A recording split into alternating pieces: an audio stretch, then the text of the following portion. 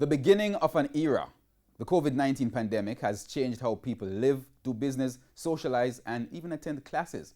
Drive-through graduations are also becoming a norm across the globe. Well, this evening, Kalisha Williams looks at how one school in the corporate area took their graduation to the next level. Look at these amazing children! Congratulations! It's not often that you get to decorate your own car. And no one's getting married. But in 2020, when there is a pandemic and a record-level dust plume blanketing the island, well, anything is possible.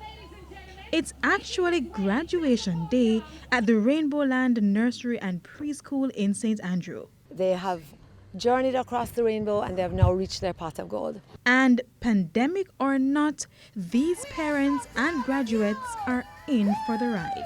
I'm happy that at least they will have some closure for this strange period and that they can see their friends, at least a part of their friends. Graduations in the past have allowed us to allow our children to walk up and have a procession and actually be on the stage so that we can actually hug them and present different things to them for all of them to be together.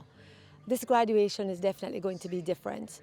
But it's going to be amazing. We're going to rock it no matter what. And they did just that. A celebration like no other, topped off with grand entrances. So under normal circumstances, the students would all be gathered here as they close this chapter of their lives. But due to the COVID-19 restrictions, they've had to find creative ways to make it happen.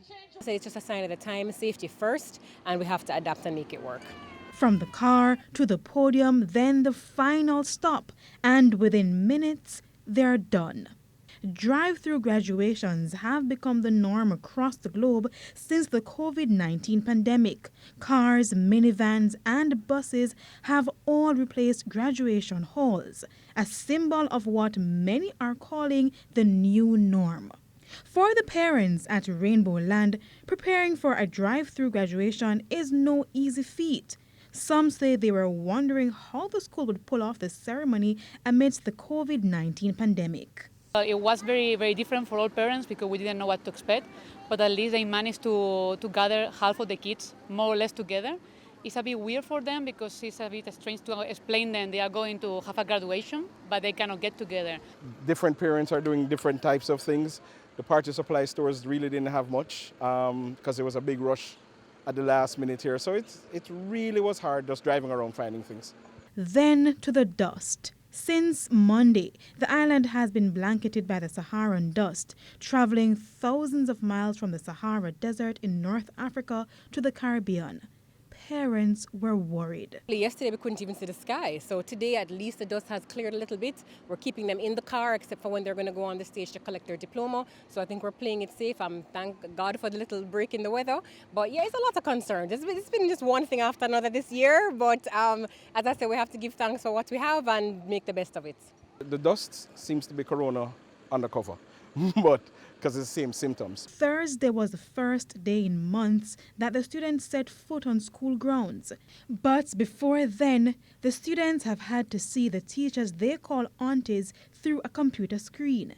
Online classes too, presenting their own set of problems. It's been difficult because, they're so young. It's very difficult to keep them seated behind the screen. And, they mainly want to watch a lot of YouTube or Netflix or whatever. And it's weird to see their friends on the screen and their teachers. Now, this day is a symbol that all that is over. It was exciting. Kalisha Williams, TVJ News.